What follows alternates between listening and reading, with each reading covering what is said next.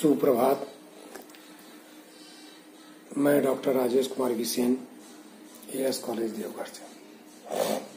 आज का टॉपिक है व्यक्तिगत भिन्नता के आधार पर शिक्षा।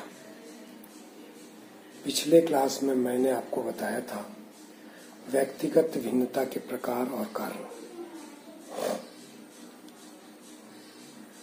व्यक्तिगत भिन्नता के आधार पर शिक्षा बहुत सा छोटा चैप्टर है। व्यक्तिगत भिन्नता के आधार पर शिक्षा किस तरह की होनी चाहिए, ये मैं आज आपको बताने जा रहा हूं। पीछे बताए गए बातों से ये स्पष्ट है कि शिक्षा प्रत्येक बच्चों को दी जानी चाहिए, बच्चों की समूह को नहीं, बच्चों को दी जानी चाहिए। यही कारण है कि बच्चों को व्यक्तिगत भिन्नता के आधार पर ही शिक्षा की व्यवस्था पर जोर दिया जा रहा है। उसकी भिन्नता के आधार पर ही उसको शिक्षा दिया जाना चाहिए, उस पर जोर दिया जा रहा है। इसके लिए निम्नांकित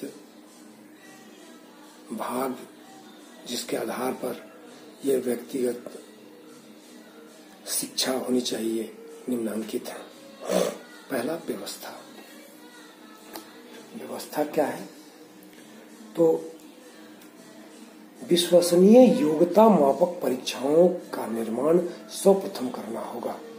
विश्वसनीय योग्यता मापन परीक्षा, जिसके द्वारा हम ये जान लें कि किसकी योग्यता क्या है, उसके आधार पर हमें पता चल जाए कि किसको हम किस श्रेणी में रखना चाहते हैं। बच्चों को उसकी योग्यता के अनुसार सीखने का अवसर प्रदान करना आवश्यक होगा। अच्छे प्रशिक्षित एवं योग्य शिक्षक की व्यवस्था करके इस प्रकार की शिक्षा को सफलता देने के लिए आवश्यक है। यानी इस तरह की शिक्षा के लिए हमको अच्छे प्रशिक्षित और योग्य शिक्षक की आवश्यकता होती है, जो इन व्यक्तिगत भिन्नता के आधार पर बच्चों को शिक्षा दे सके। विद्यालय को पर्याप्त आर्थिक सहायता की भी जरूरत है, ताकि व्यक्तिगत भिन्नता के आधार पर शिक्षक का सफल व्यवस्था कर सके, शिक्षण का सफल व्यवस्था कर सके। यानी व्यवस्था होगी तभी हम व्यक्तिगत भिन्नता के आधार पर हम बच्चों को शिक्षा दे सकते हैं। दूसरा पॉइंट, कक्षा विभाजन। कक्षा विभाजन हम लोग देखते हैं कि कुछ स्कूलों में कक्षा विभाजन किया जाता है। ए बी सी डी या अ आ इ बना दिया जाता है, श्रेणी बना दिया जाता है। ए बी सी डी का मतलब क्या है? यानी कक्षा विभाजन सजातीय समूह में हो। सजातीय समूह का मतलब कि क्रमबद्ध हो, यानी ए में 30 विद्यार्थी हो, बी में उससे कम, सी में उससे कम और डी में उससे कम। इस तरह अगर बच्चा केजी में पढ़ता है और वो डी में है, परीक्षा देने के बाद उसको उसकी योग्यता के आधार पर हम उसको सी या बी में डाल सकते हैं। यानी कक्षा विभाजन सजातीय समूह में हो।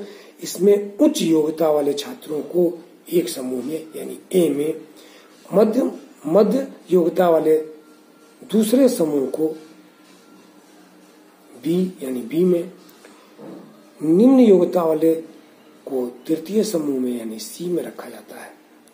यानी एबीसी का एक ग्रुप बना दिया जाता है, एक कक्षा विभाजन कर दिया जाता है, और इस विभाजन से हम बच्चों के उसकी व्यक्तिगत भिन्नता के आधार पर उसे कक्षा विभाजन करते हैं, कक्षा में रखते हैं। इस व्यवस्था में व्यक्तिगत शिक्षा पूर्ण सफलता के साथ होती है, और हम इसमें ध्यान रखते हैं कि तीनों स्तर की कक्षाओं में समन्वय और सहयोग बनी रहे, है ना। तीनों क्लास में समन्वय और सहयोग बनी रहे, यानी तीनों में पढ़ाई जो है एक जैसा हो, और हम तीनों का जब रिजल्ट देखते हैं उसके बाद तीनों का रिजल्ट देखने के बाद हम उसको देखेंगे कि अगर सी वाला ग्रुप वाला बच्चा अच्छा कर रहा है तो हम उसको बी ग्रुप में डालते हैं, ए ग्रुप में डालते हैं, यानी दूसरा कक्षा विभाजन। तीसरा, व्यक्तिगत भिन्नता के अनुरूप पाठ्यक्रम। हम जानते हैं कि हमारा देश गणतंत्र है। यहाँ विद्यालय में पाठ्यक्रम ऐसा हो कि बच्चों की रुचियों के अनुसार उसका विषय हो, उसकी योग्यता का भी ध्यान रखा जाए और पाठ्यक्रम अस्थायी नहीं हो, यानी पाठ्यक्रम उसके रुचि के अनुसार परिवर्तन होते रहे। आप लोग देखते होंगे बहुत सारे स्कूलों में किताब हर साल चेंज हो जाता है। ये चेंज होने का मतलब क्या है? यानी उसके पाठ्यक्रम को हमेशा परिवर्तन किया जाता है, पाठ्यक्रम उसकी अस्थायी नहीं होती है। चौथा, सभी प्रकार की योग्यता के छात्रों को शिक्षा की व्यवस्था अलग अलग करना, यानी प्रतिभावान बच्चे को क्या है, अलग शिक्षा व्यवस्था हो और पिछड़े छात्रों को अलग व्यवस्था हो, जिसमें ट्यूटोरियल क्लास हो, अच्छे शिक्षक उसको पढ़ावे और उसको पिछड़े छात्रों को शिक्षा की विशेष व्यवस्था हो। तो इस तरह के 4 श्रेणियों में इसको बांटा गया है और आपका पर्सनालिटी चैप्टर समाप्त होता है इसी के साथ। अब मैं अगले क्लास में अगले टॉपिक हमारा रहेगा चिंतन। चिंतन का मतलब सृजनात्मक क्रिएटिविटी। बहुत इंपॉर्टेंट चैप्टर है और इंटरेस्टिंग चैप्टर है।